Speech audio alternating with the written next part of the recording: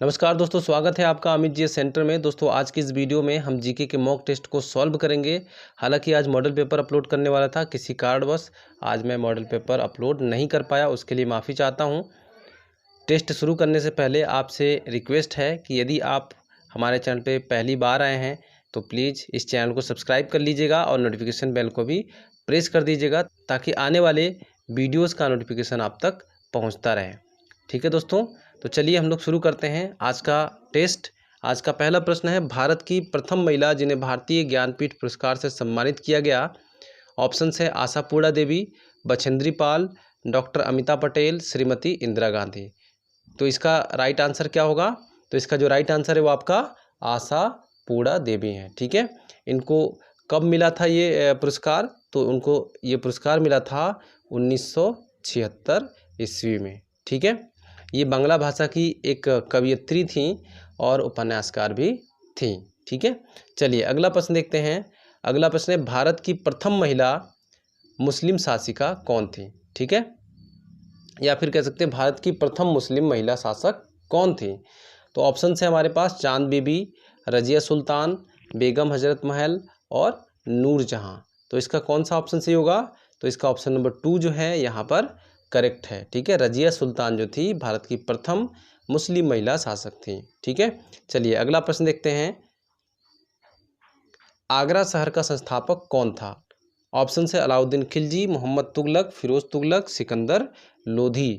ठीक है, तो यहाँ पर कौन सा ऑप्शन सही है?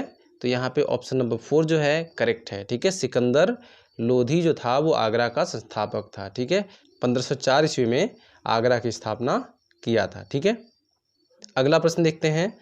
प्रश्न है, ब्राह्मणों पर जजिया कर लगाने वाला दिल्ली सुल्तान कौन था? ऑप्शन है बलबन, अलाउद्दीन खिलजी, फिरोज तुगलक, मोहम्मद तुगलक।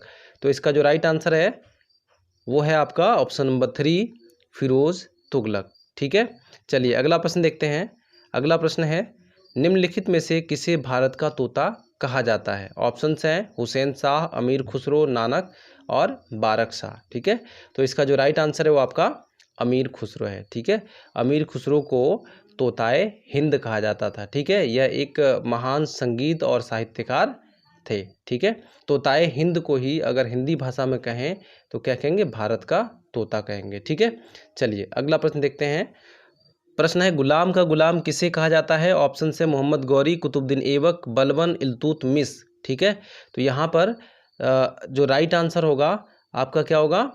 इल्तुतमिश होगा। कैसे होगा मैं आपको बताता हूँ। ठीक है, देखिए आपको पता है कि कुतुबुद्दीन ऐबक क्या कौन था? कुतुबुद्दीन ऐबक जो था गुलाम वंश का संस्थापक था। और किसका गुलाम था ये?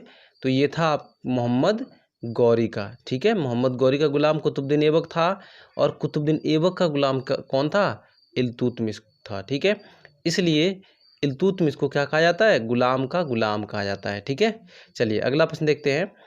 1857 की क्रांति सर्वप्रथम कहाँ से प्रारंभ हुई थी? ऑप्शन है लखनऊ, मेरठ, कानपुर, झांसी। यहाँ पे कौन सा ऑप्शन सही है?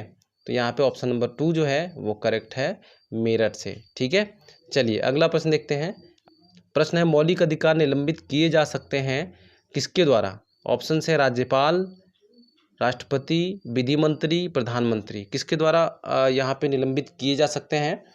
तो यहाँ पे ऑप्शन नंबर 2 जो है आपका करेक्ट है, यानी कि राष्ट्रपति के द्वारा मौलिक अधिकारों को निलंबित किया जा सकता है। ठीक है, कब किया जा सकता है? जब देश किसी संकट में हो। ठीक है, चलिए अगला प्रश्न देखते हैं। प्रसिद्ध विरूपाक्ष मंदिर कहाँ स्थित है?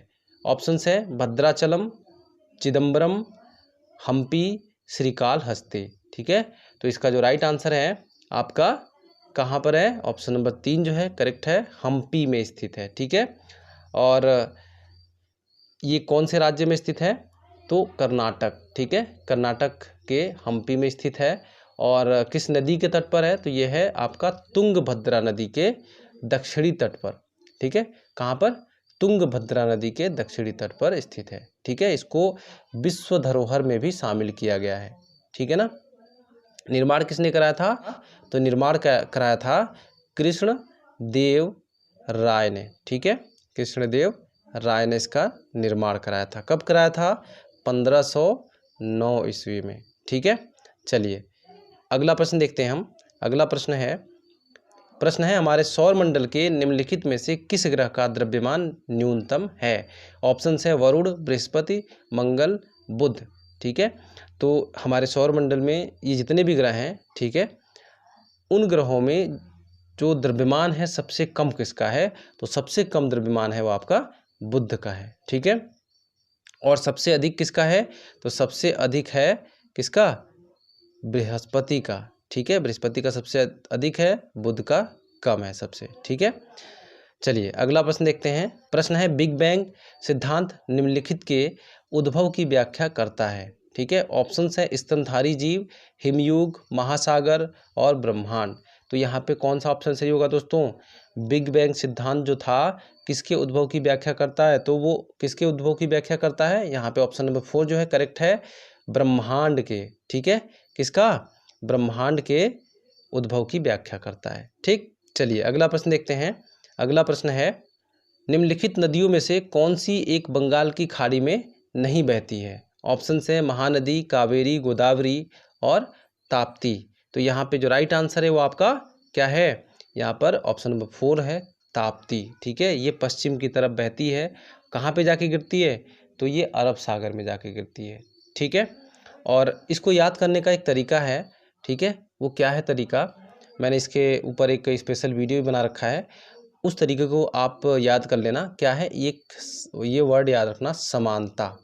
ठीक है, यानी कि पश्चिम की तरफ जो नदियाँ बहती हैं वो इस समानता शब्द से याद कर सकते हो। स से होता है साबरमती, माँ से होता है माही, ठीक है, नौ से होता है नर्मदा और ता से होता है ताप्ती। ये 4 नदियाँ हैं जो कि क्या है, पश्चिम की तरफ बहती हैं। ठीक है, पश्चिमी घाट की तरफ बहती हैं और अरब सागर में जाकर गिर जाती हैं। तो यहाँ पे देखिए ये ता से ताप्ती है, यहाँ पे ऑप्शन 4 जो है ताप्ती है।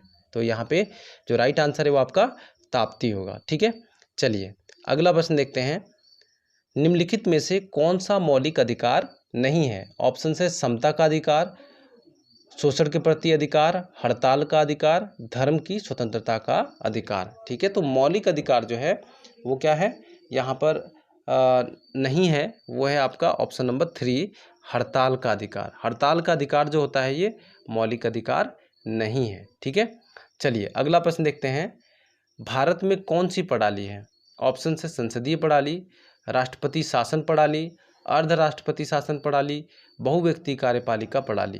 तो यहाँ पे कौन सा ऑप्शन सही होगा, तो यहाँ पे ऑप्शन नंबर 1 जो है वो करेक्ट है, संसदीय प्रणाली है। ठीक है, संसदीय प्रणाली को कहाँ से लिया गया है, तो संसदीय प्रणाली को ब्रिटेन से लिया गया है। ठीक है, चलिए अब हम अगला प्रश्न देखते हैं।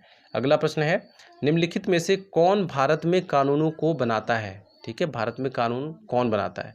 ऑप्शन है राष्ट्रपति और मंत्रिपरिषद, उच्चतम न्यायालय और उच्च न्यायालय, राष्ट्रपति और संसद के 2 सदन, लोकसभा और राज्यसभा। तो यहाँ पे जो राइट आंसर है क्या है, ऑप्शन नंबर 3 है। ठीक है, राष्ट्रपति और संसद के दोनों सदन मिलकर बनाते हैं। ठीक है, जब दोनों सदन में कोई बिल पास हो जाता है तो फिर कहाँ जाता है, राष्ट्रपति के पास जाता है। ठीक है, और राष्ट्रपति जब उस पर मोहर और साइन लगा देता है तो क्या होता है फिर, तो वो फिर क्या कानून बन जाता है। ठीक है ना।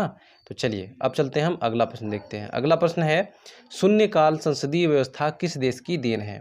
ऑप्शन है ब्रिटेन की, भारत की, अमेरिका की, जर्मनी की। तो इसका जो राइट आंसर है वो क्या है, ऑप्शन नंबर 2 है। ठीक है, यानी कि भारत की देन है। ठीक है, चलिए अगला प्रश्न देखते हैं। अगला प्रश्न है सीवी रमन को किस क्षेत्र में कार्य करने के लिए नोबेल पुरस्कार से सम्मानित किया गया था। ऑप्शन है ध्वनिमापी यानी कि सोनोमीटर, प्रकाश प्रकीर्णन, क्रायोजेनिकी और रेडियोधर्मिता। ठीक है, तो यहाँ पर राइट आंसर कौन सा होगा, तो सीवी रमन को प्रकाश के प्रकीर्णन के ऊपर कार्य करने के लिए नोबेल पुरस्कार दिया गया था। यहाँ पे ऑप्शन नंबर 2 जो है करेक्ट है। ठीक है, चलिए अगला प्रश्न देखते हैं। अगला प्रश्न है आपका मनुष्य की आंख में किसी वस्तु का प्रतिबिंब बनता है।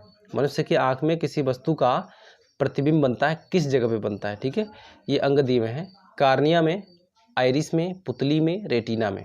ठीक है, तो जो प्रतिबिंब बनता है दोस्तों वो कहाँ बनता है, हमारी आँख के रेटिना में बनता है। ठीक है, ऑप्शन नंबर 4 यहाँ पे करेक्ट है। ठीक है, चलिए अगला प्रश्न देखते हैं।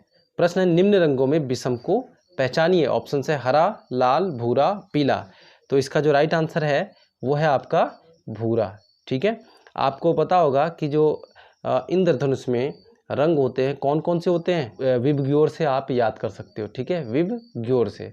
ठीक है, तो उसमें 7 रंगों का पूरा आ जाता है। उन 7 रंगों में आपका ये हरा भी शामिल है, लाल भी शामिल है और पीला भी शामिल है। ठीक है, यहाँ पे भूरा शामिल नहीं है। ठीक है, इसलिए क्या है, ये विषम है।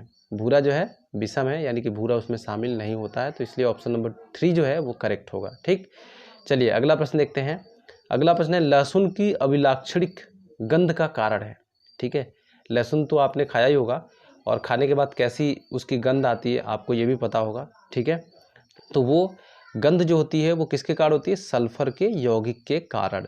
ठीक है, वो सल्फर का यौगिक क्या है, तो वो आपका जो यौगिक है वो है एलिजीन। ठीक है, क्या है, एलिजीन है वो। ठीक है, जिसके कारण से उसमें एक अलग प्रकार की गंध होती है। ठीक है, तो चलिए दोस्तों, आज के इस वीडियो में बस इतना ही, और उम्मीद करता हूँ कि ये वीडियो आपको पसंद आई होगी। वीडियो पसंद आई हो तो प्लीज़ इस वीडियो को लाइक ज़रूर कर दीजिएगा, साथ ही अपने दोस्तों में शेयर भी कर दीजिएगा। और अगर हमारे चैनल पर नए हैं तो प्लीज़ इस चैनल को सब्सक्राइब भी कर लीजिएगा, नोटिफिकेशन बेल को भी प्रेस कर दीजिएगा, ताकि आने वाली वीडियो का नोटिफिकेशन आप तक पहुँचता रहे। तो चलिए मिलते हैं अगले वीडियो में, तब तक के लिए बाय बाय, टेक केयर।